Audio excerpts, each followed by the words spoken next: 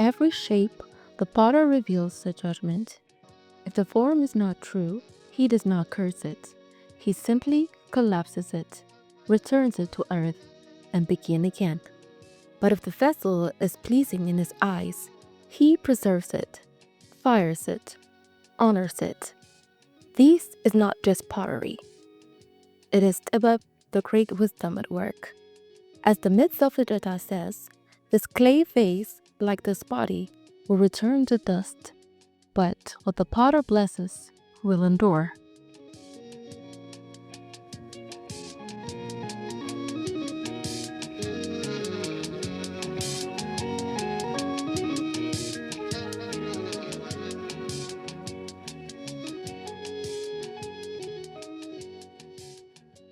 Clay is not merely earth, it is the mirror of the human condition. In the teaching of Tibebat, humankind is linked to clay formed from dust, shaped by time, and destined to either dissolve or to be transformed into a vessel of honor. In this journey, clay appears again, not just as a material, but as meaning, the soft, silent witness of our spiritual birth and decay. In the ritual of Tsiwa, the clay vessel holds the sacred drink just as the human body, made from clay, is meant to hold the living essence of truth. Clay becomes the threshold between the perishable and the eternal, between dust and revelation. This documentary is not only about pottery, it is about the secret embedded in every molded form, that even dust can be shaped by wisdom, and the hands that shape the clay are the hands that shape destiny.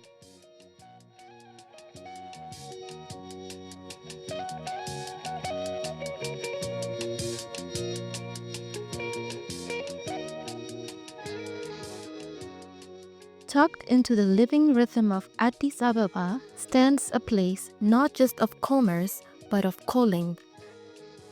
Ka'a Tibebat. Inside, the air carries more than scent. It holds the echo of Ethiopia's oldest knowledge: healing herbs, worked leathers, hand-woven clothes, gemstones, paintings, book of wisdom, and of course, clay. These are not decorations. They are vessels, spiritual geometry made by hand. In the thought or system of Mela'a Wuhdet, clay is not matter, it is memory.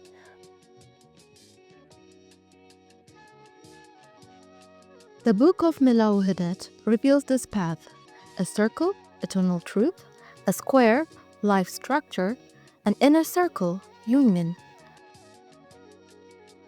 When lifted from paper into form, it becomes the ensira, a traditional Ethiopian clay pot.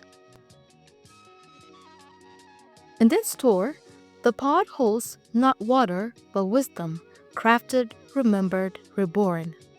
But where were these pots born? These clay pots are made by Roha Pottery.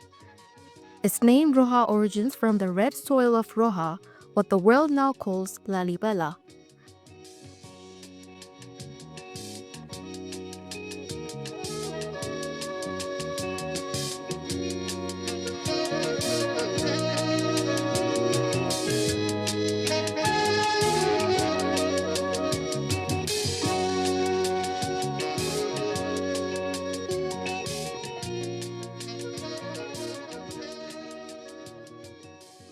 Here at Roha Pottery, the ancient art of Ethiopian clay is returning, shaped not only by fire, but by remembrance.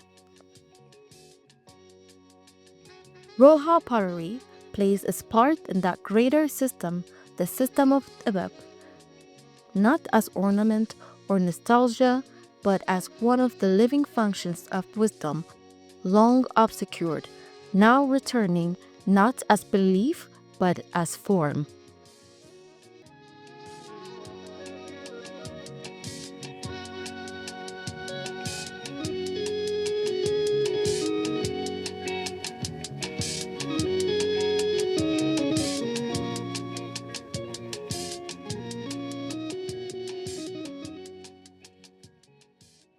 The journey begins with touch. The clay is not just taken, it is invited, pressed, folded, pressed again, until it becomes even, soft, alive. Now the clay meets the wheel, and the wheel begins to turn, now fast, just enough to feel balance. At first, it wobbles, so the potter gently presses, centering the clay, asking it to listen. Then the shape begins.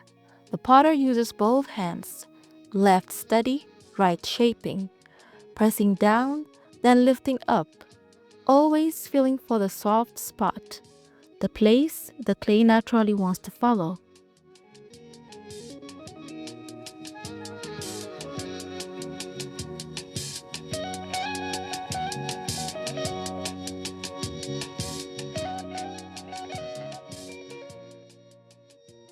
No ruler, no modern measurements, just the touch of fingers, the rhythm of breath, and the trust that the clay remembers it for. A little more water, a small adjustment with the fingertip, a nudge here, a press there. It's a conversation between hand and earth.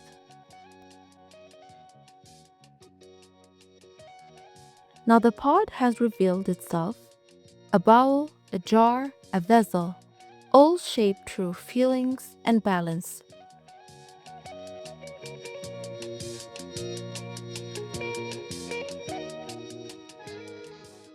It is soft, still fragile, but its shape has arrived.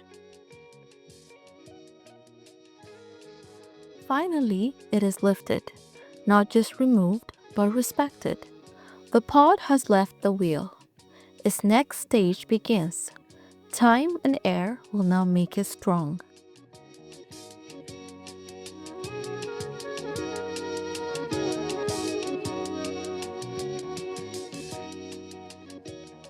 Next comes the fire. The kiln, built by the team at Tibebat, burns high. The fire transforms soft clay into lasting form. This is how the pot becomes strong. No fire, no vessel. The journey cannot be completed without it. Some survive, others don't, but it is not failure. In Mela'a Wuhdet it is said, "What breaks must break. What endures will rise not by force, but by truth." Those that endure are washed and blessed, not with ritual, but with attention. Their curves hold fire, their lines hold memory. Then they are taken to Tibebat. There, each vessel is honored, not sold as objects, but presented as the outcome of a full journey. Here, the pots become more than clay, it becomes a testimony of silence, forming, breaking, and becoming whole again. But at Roha Pottery, it is not just about selling what is shaped, it's about passing on what is remembered. Here, the pot is not just a product, it is a lesson, a living diagram of wisdom, system of Tibebat. Every curve has meaning, every step from earth to fire holds memory.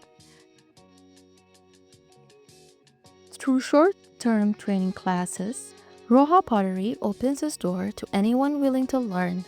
Over the course of 2 months, students are guided from the very beginning, from raw earth to fired form. That's why Roha Pottery teaches through a 2-month hands-on course. Students don't just learn how to shape a pot, they start where all pots do, by learning how to press, soften, and center. Then they move to the wheel, slowly shaping, adjusting, listening to the clay's response. All the way, they learn, every potter must, that not every form survives, but each one teaches something. At the end of the course, those who complete the journey will be certified. But more than that, they carry something ancient, the quiet discipline of shaping and the deep patience of wisdom.